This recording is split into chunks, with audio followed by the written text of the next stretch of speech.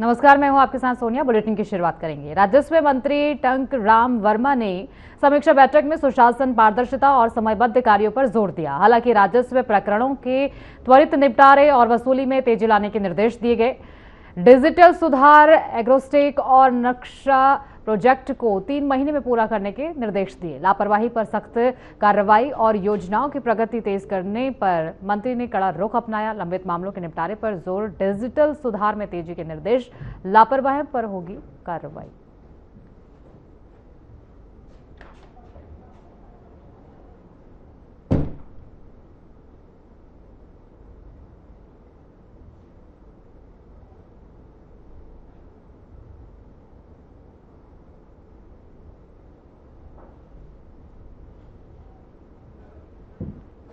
इस बीच बड़ी जानकारी आप तक पहुंचाएंगे। दंतेवाड़ा से बड़ी खबर इस वक्त आप तक पहुंचा रहे हैं। भव्य सम्मेलन व आक्रोश रैली, महतारी वंदन अधिनियम के समर्थन में रैली का आयोजन किया गया। महिला मोर्चा ने भरी हुंकार, महिला विरोधी मानसिकता बर्दाश्त नहीं, विपक्ष पर साधा जमकर निशाना। महिलाओं के सम्मान से खिलवाड़ का आरोप, मातृशक्ति ने लगाया संकल्प, हर घर तक पहुंचाएंगे योजना की जानकारी।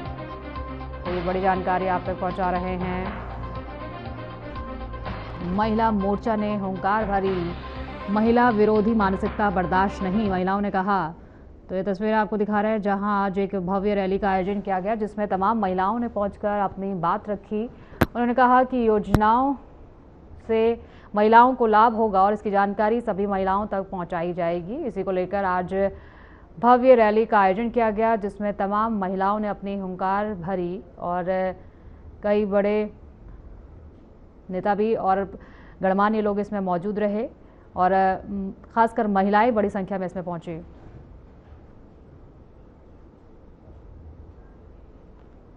पूर्व मंत्री को डीजल डालकर जलाने के आरोप में जेल में बंद सतीश सोनवानी को अब पीड़ित पत्नी रुचि सोनवानी ने निर्दोष बताया है। रुचि ने ग्राम प्रमुख और मीडिया के सामने कहा कि अस्पताल में अपने पिता के दबाव में बयान दिया गया था। उन्होंने अपने पिता पर गंभीर आरोप भी लगाए। सरपंच प्रतिनिधि गोलू लहरे ने बताया कि घटना के समय आरोपी गांव में ही था और पीड़ित पत्नी ने गांव वालों के सामने पति को निर्दोष बताया। प्रशासनिक कोटवार भागवत टंडन ने कहा कि पिताजी द्वारा झूठा दबाव था। रुचि ने उचित जांच और न्याय की मांग की है।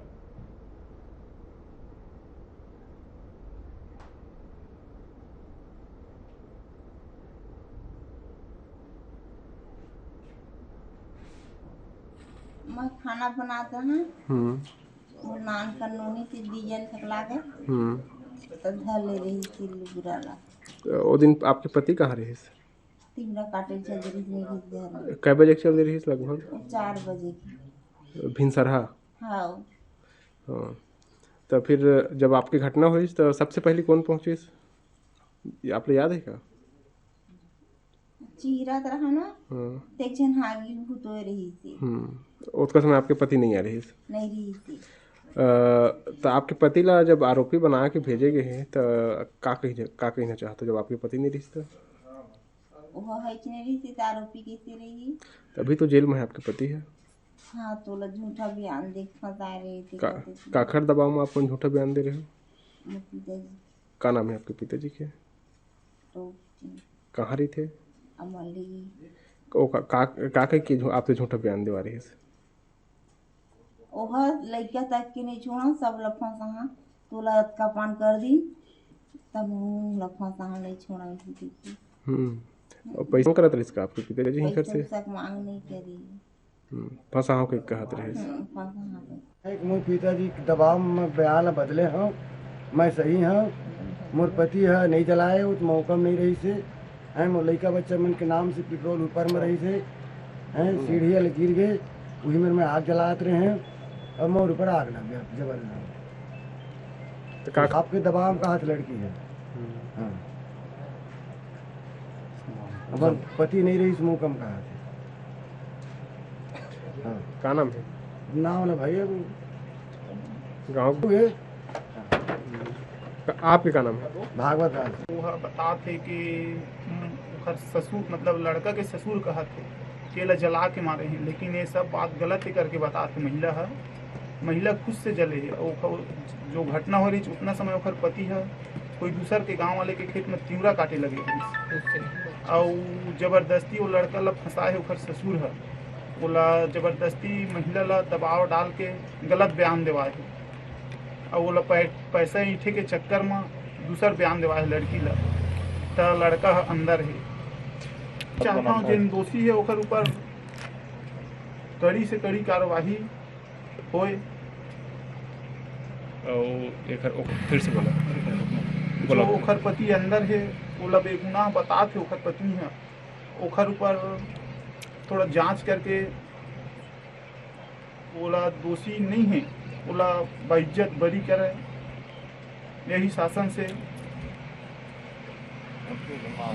मोर अपील सरपंच प्रतिनिधि छवा अपन खुद से सरपंच हो इतना सारा गांव के सियान आए हैं कोटवार आए हैं आप मन देखे बार आया तो लड़की बयान का रही थे ना बताओ। लड़की है कहा थे कि मोर दत्ता है जहर के इंजेक्शन लगवा दूँ अगर मोर बात नहीं मानबे तो छत से मेल दूँ जान से मार दूँ इसे कह के लड़की ला धमकी देती लड़का ला मतलब पूरा घर भर ला फंसाबो।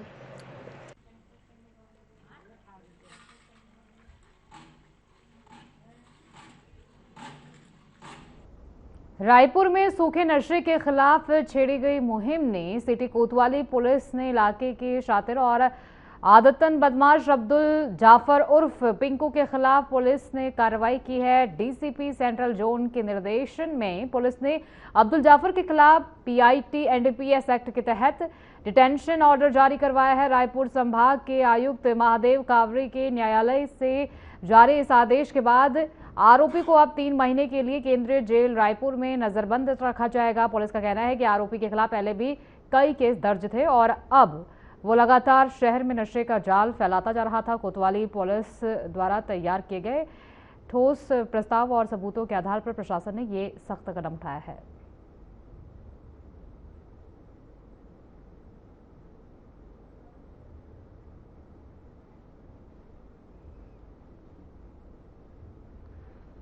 तो सूखे नशे के खिलाफ पुलिस ने बड़ा अभियान चलाते हुए एक आरोपी को गिरफ्तार किया है। यह आरोपी पहले भी कई मामलों में गिरफ्तार हो चुका है और पुलिस इसकी काफ़ी दिनों से तलाश कर रही थी और आखिरकार पुलिस ने इसे गिरफ्तार कर लिया है। बड़ी सफलता हासिल की है।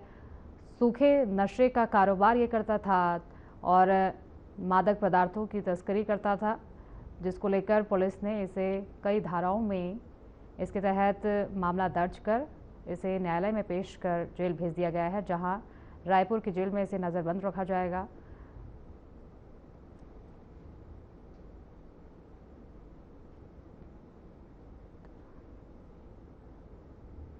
छत्तीसगढ़ के बेमेतरा की ओमनी वर्मा ने 12वीं बोर्ड में प्रदेश में दूसरा स्थान हासिल कर इतिहास रचा है। मजदूर पिता की बेटी ओमनी ने कड़ी मेहनत, अनुशासन और लगन से ये सफलता पाई है। रिजल्ट डालते ही परिवार और इलाके में खुशी की लहर दौड़ गई। ओमनी का सपना आगे पढ़कर सीए बनना और पिता का सपना पूरा करना है। तो बेमेतरा की बेटी ने अपना नाम रोशन किया है और अपने प्रदेश समेत अपने माता पिता का नाम रोशन किया है। गरीब परिवार से आने वाली ओमनी ने अच्छे अंक हासिल कर अपने क्षेत्र का नाम रोशन किया है। परिवार वालों ने इस अवसर पर खुशी जताई है और ओमनी ने इसका श्रेय अपने माता पिता और अध्यापकों को दिया है। आपको बता दें कि काफ़ी गरीब परिवार से ओमनी बिलोंग करती है और इतनी बड़ी सफलता उसने हासिल की है, जिससे परिवार में खुशी का माहौल है।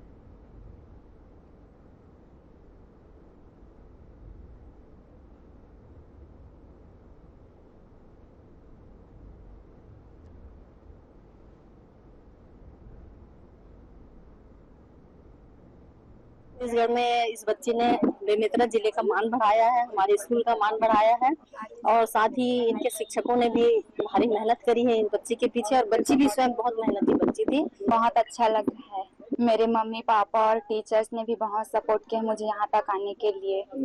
मैं बहुत मेहनत से पढ़ती थी, मेरा ध्यान सिर्फ पढ़ाई में ही था। आगे क्या सोच के रखी, क्या पढ़ाई करेंगे आगे कहाँ? आगे मैं सीए की तैयारी करना चाहती हूँ।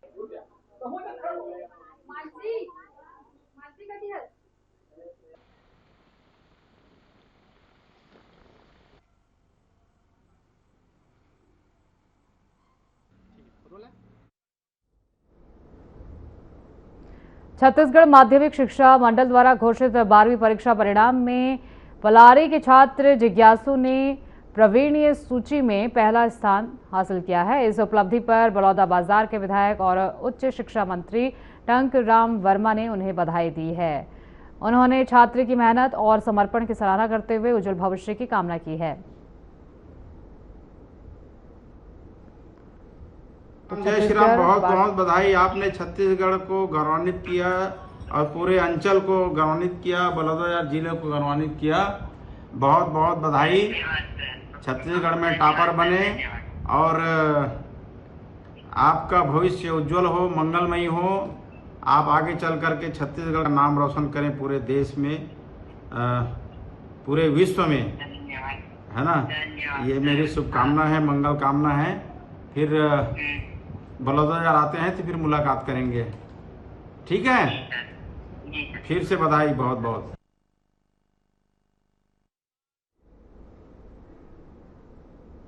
छत्तीसगढ़ माध्यमिक शिक्षा मंडल ने 10वीं और 12वीं बोर्ड के परिणाम घोषित कर दिए हैं। मुख्यमंत्री विष्णुदेव साय ने शिक्षा मंत्री गजेंद्र यादव की मौजूदगी में रिजल्ट जारी किया। इस दौरान टॉपर्स की लिस्ट भी जारी की गई है। 10वीं की परीक्षा में टॉप 1 में पूरे प्रदेश में महासमुंद जिले सरायपाली एकलव्य इंग्लिश स्कूल अर्जुनदा की संध्या नायक ने टॉप किया है। तो 10वीं और 12वीं बोर्ड का परिणाम घोषित कर दिया गया है। मुख्यमंत्री विष्णुदेव साय ने रिजल्ट जारी किया। 10वीं टॉपर संध्या नायक ने इसमें बाजी मारी है। 10वीं में पूरे प्रदेश भर में अपना नाम रोशन किया है, जिसके बाद परिवार में खुशी की लहर है। तो मुख्यमंत्री विष्णुदेव साय ने पूरे प्रदेश भर के टॉपर्स के नामों की लिस्ट जारी की है, जिसमें कई बच्चों के नाम शामिल हैं। सभी बच्चों को उन्होंने बधाई दी और उनके उज्जवल भविष्य की सीएम साय ने कामना की है। तो ये वही लिस्ट है जिसमें तमाम टॉपर्स के नाम लिखे गए हैं और इन सभी टॉपर्स को सीएम साय ने बधाई दी है। मेरे को बहुत बहुत खुशी है। मेरे घर परिवार सारे खुश हैं और मेरे टीचर्स भी बहुत खुश हैं। लगातार फ़ोन आ रहे हैं कॉन्ग्रेचुलेशंस कहने के लिए, जिसके लिए मैं बहुत खुश हूँ। क्या बनना चाहती हैं संध्या आप? मैं आगे जाके CGPSC की तैयारी करके डिप्टी कमिश्नर बनना चाहूँगी। मैं पहले सुबह उठ के तैयार व्यार होकर स्कूल भी जाती थी, फिर स्कूल से आके 1 घंटा रेस्ट करती थी, फिर अपना होमवर्क करके 2-3 घंटा सेल्फ स्टडी करती थी। और जो है घर का काम भी आप करती थी, कोचिंग करती थी, क्या था?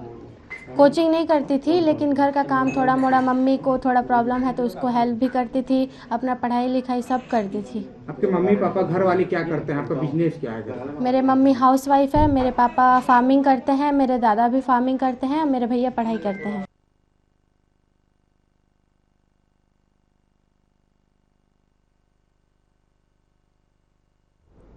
रायपुर के स्वामी विवेकानंद स्टेडियम में खेल अकादमी प्रवेश हेतु 204 खिलाड़ियों का कौशल परीक्षण किया गया।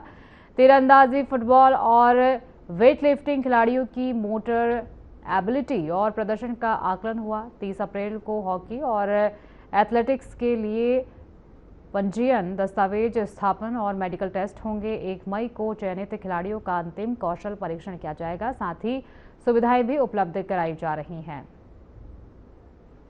तो रायपुर में 204 खिलाड़ियों का ट्रायल हॉकी एथलेटिक्स चयन प्रक्रिया में खिलाड़ियों का ट्रायल लिया गया। खिलाड़ियों को सभी तरह की सुविधाएं दी गई और 1 मई को सभी का सिलेक्शन किया जाएगा।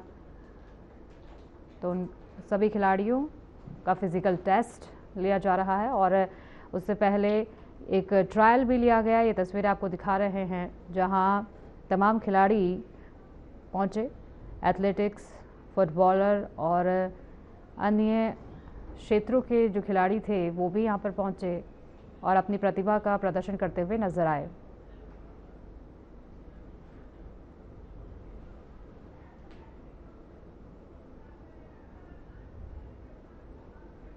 ज्ञानेश्वरी यादव ने IBFC यूनिवर्सल कप 2026 में 53 किलोग्राम वर्ग में गोल्ड मेडल जीता। सिमोआ में आयोजित इस प्रतियोगिता में 70 देशों के खिलाड़ी शामिल हुए। ये जीत कॉमनवेल्थ गेम्स 2026 क्वालिफिकेशन के लिए भी महत्वपूर्ण मानी जा रही है।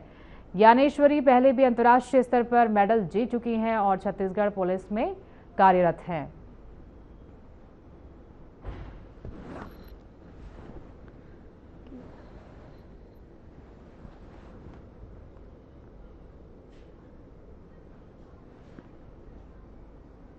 कोटा में पुलिस और परिवहन विभाग ने संयुक्त रूप से यातायात जागरूकता व ड्राइविंग लाइसेंस शिविर आयोजित किया। अधिकारियों ने लाइसेंस, बीमा और यातायात नियमों की जरूरत पर जोर देते हुए नागरिकों को जागरूक किया। नागरिकों को सड़क सुरक्षा की शपथ दिलाई गई और नियम तोड़ने पर कार्रवाई की चेतावनी दी गई। शिविर में 300 से अधिक लोगों ने लाइसेंस बनवाने हेतु भाग लिया और बड़ी संख्या में युवाओं व महिलाओं की सहभागिता रही। सड़क सुरक्षा पर जागरूकता अभियान का आयोजन किया गया, जिसमें कई लोगों ने हिस्सा लिया और लाइसेंस बनवाने पर इसमें जोर दिया गया है। तो सुकमा में इसका आयोजन किया गया था और सड़क सुरक्षा के प्रति लोगों को जानकारी दी गई। इस तरीके से जब वाहन चलाते समय किन सुविधा और सुरक्षा उपकरणों का इस्तेमाल करना चाहिए, इसको लेकर भी जानकारी दी गई और लाइसेंस के अहमियत के बारे में भी इसमें बताया गया और सभी लोगों को वाहन का लाइसेंस बनवाने के लिए प्रेरित किया गया। तो तब बड़ी संख्या में इसमें लोग पहुंचे और ये तस्वीरें आप देख पा रहे हैं जिसमें लोग सुझाव लेते हुए भी नजर आ रहे हैं। यहाँ पुलिस थाना कोंटा परिसर में पुलिस अधीक्षक महोदय के मार्गदर्शन और अतिरिक्त पुलिस अधीक्षक कोंटा के दिशा निर्देश अनुसार यातायात जागरूकता सह ड्राइविंग लाइसेंस निर्माण शिविर का आयोजन किया गया है। थाना कोंटा एरिया चूँकि पहले नक्सल प्रभावित होने के कारण यहाँ लोग यातायात नियमों के प्रति उतने जागरूक नहीं थे। लोगों के पास लाइसेंस नहीं होता था और वो यातायात नियमों का पालन भी नहीं करते थे। इसी परिप्रेक्ष्य को देखते हुए आज उनके लिए यातायात जागरूकता शिविर का आयोजन परिवहन विभाग और पुलिस विभाग के द्वारा संयुक्त रूप से किया गया है। यहाँ जिनके पास लाइसेंस नहीं है उनके लर्निंग लाइसेंस निर्माण करने की प्रक्रिया लगातार जारी है। यहाँ पर 150 से 200 लोग अभी उपस्थित हैं जो कि आवश्यक दस्तावेज जैसे आधार कार्ड, अंक सूची और फोटोग्राफ्स लेके आए हैं। उनका यहाँ पर के छोटा सा टेस्ट किया जा करके उनका ड्राइविंग लाइसेंस या लर्निंग लाइसेंस प्रदान किया जाएगा और साथ ही साथ यहाँ पर उपस्थित अधिकारियों के द्वारा उन्हें यातायात नियमों के प्रति जागरूक किया गया है। बताया गया है कि लाइसेंस होना बहुत आवश्यक है। गाड़ी जिसमें हम चल रहे हैं उसका इंश्योरेंस होना बहुत ज़्यादा जरूरी है।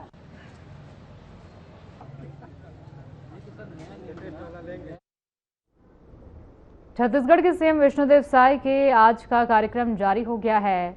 सीएम साय मंत्रालय महानदी भवन नया रायपुर में मंत्री साय मंत्रिपरिषद की बैठक लेंगे, जिसमें छत्तीसगढ़ जनजाति परिषद की बैठक की समीक्षा करेंगे। इसके बाद शाम को सिविल लाइन निवास रायपुर भी सीएम पहुंचेंगे।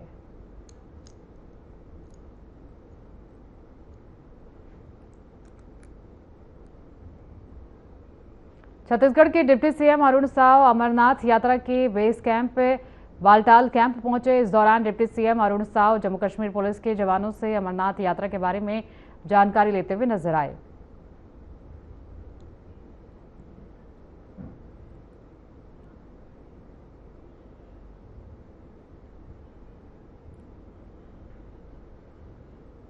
रायपुर के नॉर्थ जोन स्थित खमतराई थाना पुलिस ने चोरी के एक बड़े मामले का खुलासा करते हुए 2 आरोपियों को गिरफ्तार किया है। ये मामला 24 अप्रैल का है, जब श्रीराम इलेक्ट्रॉनिक के गोदाम से गाड़ी में लोड 5 वॉशिंग मशीन चोरी कर ली गई थी। घटना के बाद पुलिस लगातार आरोपियों की तलाश में जुटी हुई थी। आखिरकार 28 अप्रैल को भनपुरी चौक के पास पुलिस ने दोनों संदिग्धों को चोरी का सामान बेचने की फिराक में घूमते हुए धर दबोचा। पूछताछ में आरोपियों ने चोरी की वारदात कबूल कर ली है। पुलिस ने उनके पास से चोरी की गई 5 वॉशिंग मशीन और वारदात में इस्तेमाल वाहन जब्त कर लिया है। बरामद मशरूका की कुल कीमत लगभग 7,30,000 रुपए आंकी गई है। गिरफ्तार आरोपियों की पहचान इंद्रजीत साहू और सल्लू साहू उर्फ राहुल निवासी सूर्यनगर गोड़ियारी के रूप में हुई है। पुलिस ने दोनों के खिलाफ संबंधित धाराओं में मामला दर्ज कर उन्हें न्यायिक रिमांड पर जेल भेज दिया है। इससे कार्रवाई से क्षेत्र में सुरक्षा व्यवस्था को लेकर लोगों का भरोसा और मजबूत हुआ है।